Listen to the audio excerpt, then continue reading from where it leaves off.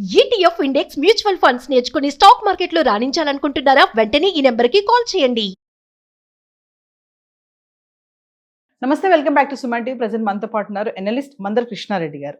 నమస్తే సార్. నమస్తే అమ్మా. సార్, పెన్షన్ గురించి మాట్లాడుకుంటే తెలంగాణ గవర్నమెంట్ కొత్త రూల్స్ తీసుకొచ్చింది. అంటే ఈ చేయూత పథకం కింద ఎవరైతే ఉంటారో వాళ్ళకి 4,000 దగ్గర నుంచి కొంచెం పెంచారు అని చెప్పేసి కొంచెం రూల్స్ వస్తున్నాయి. ఒకసారి వివరాల్లోకి వెళ్తే సార్. ఇంకా పెంచలేదు, పెంచాలని ఒక ఆలోచన చేస్తోంది గవర్నమెంట్. కారణం ఏంటంటే చేయూత పెన్షన్ అంటారు దీన్ని. అంటే మామూలుగా 60 ఏళ్ళు దాటిన వాళ్ళకి వాళ్ళు పని చేసుకునే అవకాశం లేదు కాబట్టి, కనీసం తినడానికి కూడా అవకాశం లేని పరిస్థితులు ఉండేవాళ్ళు చాలామంది ఉంటారు కాబట్టి, పేదవాళ్ళు అంటే బిలో పావర్టీ లైన్లో ఉండేటువంటి వాళ్ళకి ఈ చేయూత పెన్షన్ ఇవ్వడం అనేది కామన్గా జరుగుతుంది. ఎలక్షన్ టైంలో ఏం చెప్పారంటే ఇప్పుడు 2016 రూపాయలు ఉంది మీకు ఇస్తున్నట్టుంది, మేము వస్తే మా ప్రభుత్వం వస్తే మీకు 4,000 రూపాయలు చేస్తాము అని హామీ ఇచ్చారు. అలాగే వికలాంగుల పెన్షను ఇప్పుడు 4,000 రూపాయలు ఉంది, మా ప్రభుత్వం వస్తే దీన్ని 6,000 రూపాయలు చేస్తాం. 4,016 రూపాయలు ఏదో ఉంది, ఇప్పుడు దాన్ని 6,000 రూపాయలు చేస్తామని చెప్పారు.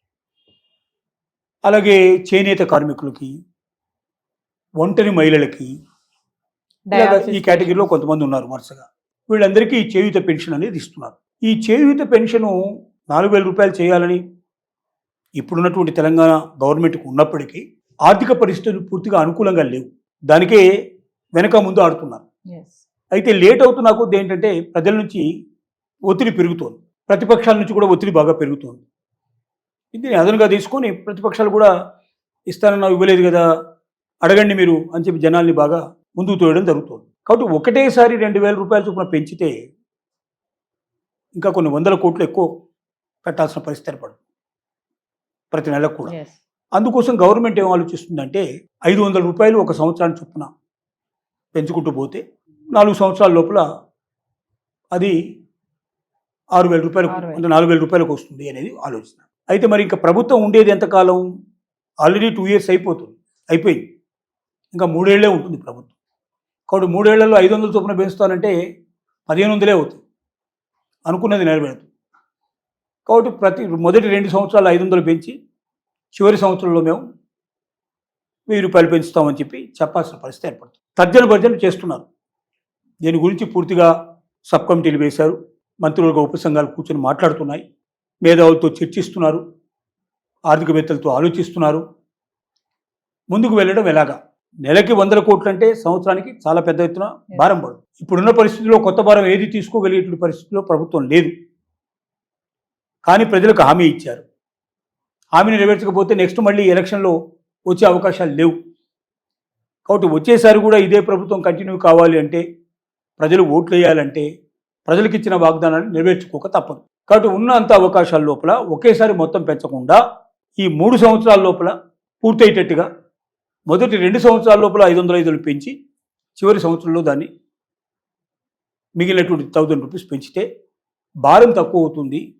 ఈ లోపుగా ఆర్థిక పరిస్థితులు కూడా పెరిగే అవకాశాలు ఉంటాయి, పెంచుకునే ప్రయత్నాలు చేద్దాం అనేది ప్రభుత్వం యొక్క ఉద్దేశం. ఇది చేయూత పెన్షన్లు వచ్చేటువంటి వాళ్ళకి, వికలాంగుల పెన్షన్లు వచ్చేటువంటి వాళ్ళకి, అలాగే ఒంటరి మహిళలు ఉండేటువంటి వాళ్ళకి, తర్వాత చేనేత కార్మికులకి, ఇలా ఎవరైతే దీంట్లో ఉన్నారో కొంతమంది జాబితాలో ఉన్నారు వారందరికీ వర్తించే అవకాశాలు ఉన్నాయి.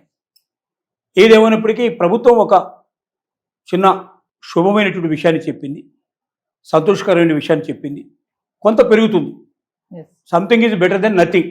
ఏమీ లేని దానికన్నా ఎంతో కొంత రావడం సంతోషకరమైన విషయం. కాబట్టి కొంత పెరుగుతుందనే నమ్మకం మాత్రం వచ్చే బడ్జెట్ నుంచి, ఇప్పుడు ఈ బడ్జెట్ ప్రవేశపెట్టబోతున్నారు, ఈ బడ్జెట్లోనే అనౌన్స్మెంట్ చేస్తారు. ఈ బడ్జెట్ సమావేశాలు తొందరలోనే స్టార్ట్ కాబోతున్నాయి, వాటిలో అనౌన్స్ చేస్తారు. కాబట్టి అది ఎంత అనౌన్స్ చేస్తారు, ఎలా అనౌన్స్ చేస్తారని వేచి చూడాల్సిన అవసరం ఉంది.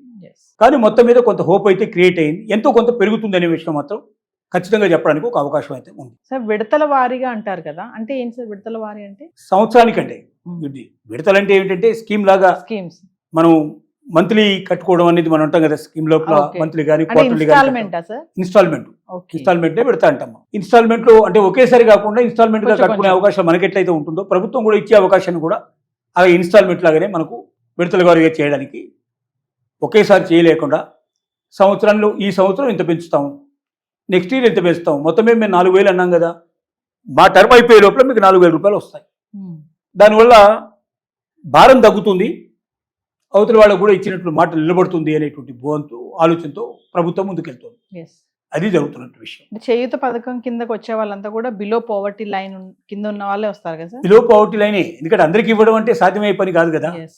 ఎవరికైతే సమాజం లోపల అందిపుచ్చుకోలేని పరిస్థితిలో ఉన్నారు, అందుకోలేని స్థితిలో ఉన్నారు, అంటే ఏదో రకంగా వాళ్ళ వృద్ధాప్యం వల్ల కానీ, లేకపోతే అంగవైకల్యం వల్ల కానీ, లేదా ఒంటరి మహిళలు అంటే వాళ్ళకి ఎవరు లేకపోవడం, ఒంటరిగా ఉండటం వల్ల కానీ, చేనేత కార్మికులు అయితే బాగా చితికిపోయి ఉన్నారు కాబట్టి అలాంటి వాళ్ళకి కానీ, ఇలాగా సమాజం లోపల ఎవరైతే బిలో పావర్టీ లైన్లో ఉన్నారో వాళ్ళంతా వాళ్ళు అవకాశాన్ని అందిపుచ్చుకోలేని పరిస్థితిలో ఉన్నారో అలాంటి వాళ్ళకి చేయూత ఎస్.